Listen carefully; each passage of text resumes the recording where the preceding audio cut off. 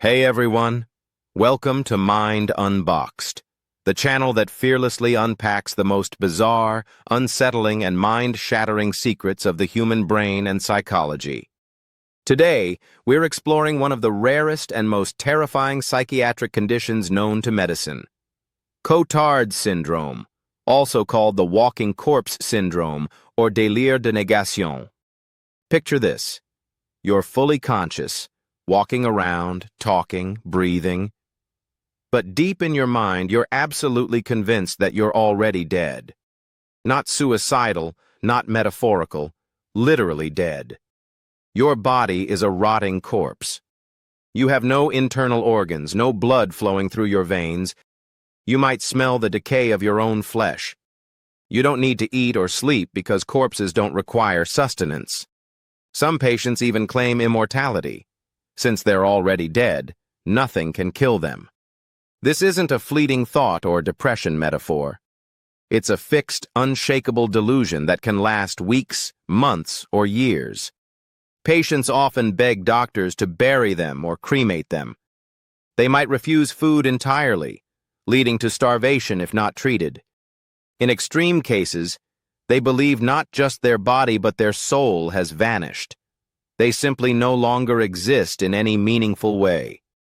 Cotard syndrome was first described in 1880 by French neurologist Jules Cotard. He presented the case of a 43-year-old woman he called Mademoiselle X. She claimed she had no brain, no nerves, no chest, no stomach, no intestines. She believed she was eternally damned and could not die a natural death.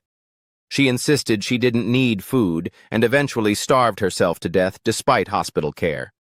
Cotard named this délire de négation, the delusion of negation or nihilistic delusion. Since then, dozens of cases have been documented, though it's extraordinarily rare, appearing in perhaps 1 in millions, often alongside severe depression, bipolar disorder, schizophrenia, migraines, brain tumors, or traumatic brain injury. The symptoms can vary in intensity. There are 3 rough stages. Mild, patients feel detached from their body, like they're in a dream or watching life from outside, a sense of derealization. Moderate, they deny the existence of parts of their body. My heart isn't beating. I have no stomach. My blood has dried up. Severe. Full negation. I am dead. I am rotting. The world doesn't exist. Some extend it to the universe. Nothing exists at all. One famous modern case from 2013 involved a British man named Graham who, after a suicide attempt, woke up convinced he was dead. His brain scans showed unusually low activity in areas responsible for self-awareness and consciousness. He told doctors, "I've fried my brain. I'm dead." He refused to eat, spent hours in graveyards because that's where dead people belong, and described feeling no emotions, no sensations, just emptiness. Neurologically, Cotard's is thought to stem from a profound disconnection between brain regions that process sensory input, emotions, and self-recognition. Normally, when you touch your arm or see your reflection, your brain integrates sensory data with emotional familiarity to create the feeling, "This body is mine and alive." In Cotard's patients, this integration fails, often due to atrophy or reduced activity in the frontal and temporal lobes, and disrupted connections to the limbic system. It's like the brain's aliveness detector is offline. The absence of expected bodily and emotional feedback leads the mind to conclude, "If I feel nothing inside, I must be empty. Dead." Brain imaging studies show Cotard's patients have metabolic activity levels in certain areas similar to those seen in vegetative states, even though they're fully awake and responsive. It's as if parts of their brain are asleep to their own existence. Another heartbreaking case. A young woman in Hong Kong believed she had died during childbirth and reincarnated as a ghost. She complained of rotting flesh and demanded antifungal cream for her decaying body. Treatment is challenging because patients lack insight. They know their belief sounds strange but insist it's true.